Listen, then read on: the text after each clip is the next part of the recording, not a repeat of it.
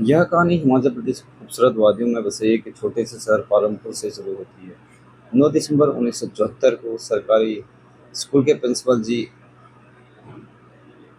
L Batra और कमलकांता बत्रा के घर दो जुड़वा बेटू ने जन्म लिया। माता पिता ने उन्हें प्यार से नाम दिया लव और कुश।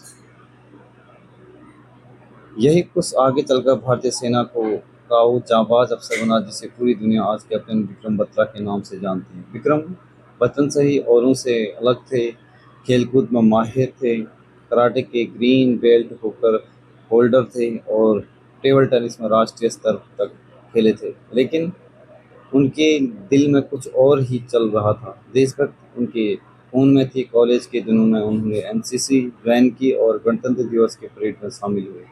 तभी उन्होंने तय कर लिया था कि उनका जीवन सिर्फ औरों की तरह नौकरी करने के लिए नहीं बल्कि मातृभूमि की रक्षा के लिए बना है। 1996 में उनकी मेहनत रंग लाई और उनका चयन देहरादून के प्रतिष्ठित भारतीय सेना अकादमी आईएमए में हो गया।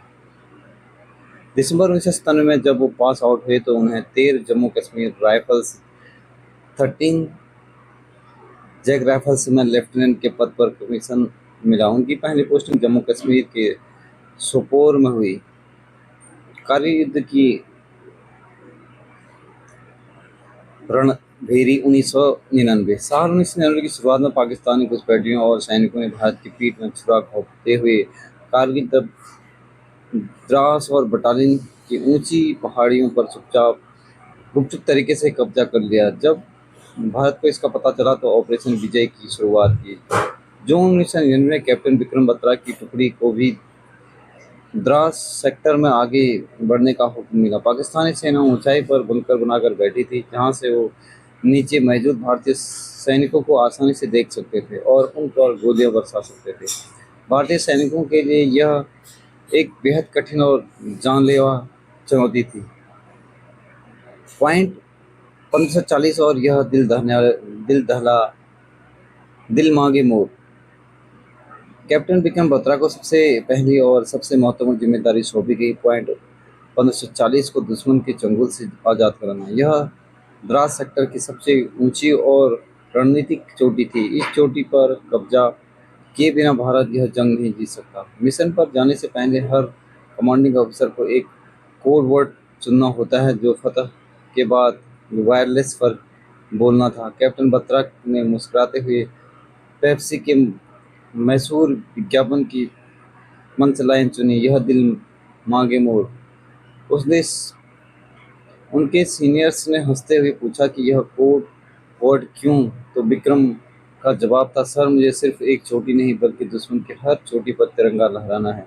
मेरा दिल और जीत मेरा दिल और जीत चाहता है। 20 जून 1999 की रात कैप्टन बत्रा अपनी डेल्टा कंपनी के साथ आगे बढ़े। दुश्मन ऊपर से अंधाधुंध मशीन गन चला रहा था, मोटर दाग रहा था। पहाड़ी इतनी खड़ी थी कि जरा सा पैर फिसलने का मतलब था सीधे गहरी खाई में गिरना। लेकिन विक्रम बत्रा और उनके जवानों के कदम थमे नहीं। विक्रम ने अपने जवानों को दो हिस्सों में बांटा और खुद पीछे से घूमकर दुश्मन पर सरप्राइज अटैक करने का फैसला किया। वे महकते हुए चट्टानों की आड़ लेते हुए ऊपर पहुंचे। ठीक दुश्मन के बंकर के पास पहुंचकर उन्होंने एक जोरदार हुंकार मारी, दुर्गा माँ की जय। कैप्टन बत्रा ने सीधे दुश्मन के बंकर में ग्रेनेड फेंका। धमाके के साथ 3 पाकिस्तानी सैनिक ढेर हो गए। इसके बाद आ- आमने सामने की लड़ाई शुरू हुई। विक्रम बत्रा ने अपनी संगीन और नंगे हाथों से 3 और दुश्मन को मार गिराया। वे बुरी तरह घायल हो चुके थे लेकिन उनके चेहरे पर सिकन तक नहीं था। 21 जून की सुबह तड़के करीब 3:30 बजे पॉइंट 1940 पर तिरंगा लहरा रहा था।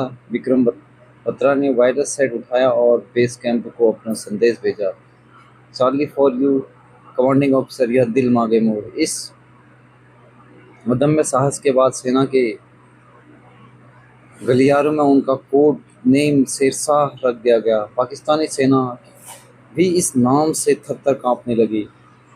मिशन टू पॉइंट 48-75 की खूनी जंग। पॉइंट 19 41 51 40 पर जीत के बाद विक्रम बत्रा को आराम करने के लिए नीचे भेजा गया क्योंकि उन्हें तेज बुखार था और वो घायल भी थे, लेकिन शेरशाह का दिल कहाँ मानने वाला था।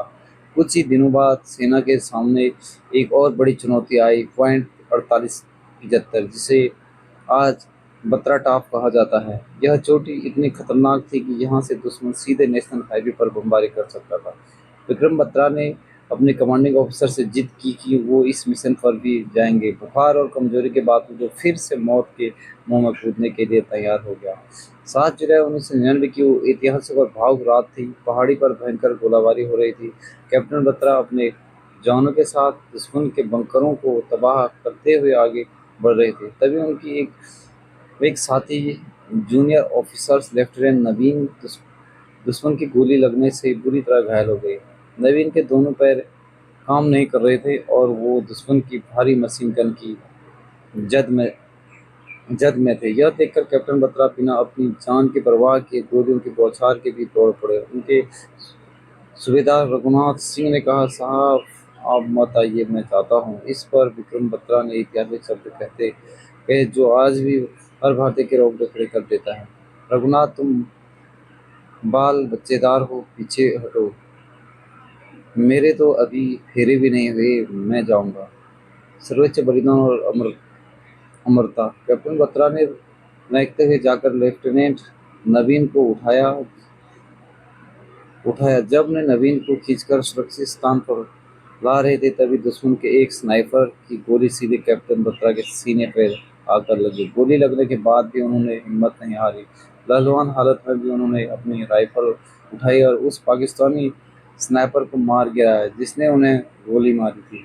भारी मात्रा में खून बह जाने के कारण वो जमीन पर गिर पड़े। उनके मुंह के निकले आखिरी शब्द थे, जय माता दी। 24 साल की उम्र का वो शेर हमेशा के लिए शांत हो गया, लेकिन उनका यह बलिदान व्यर्थ नहीं गया।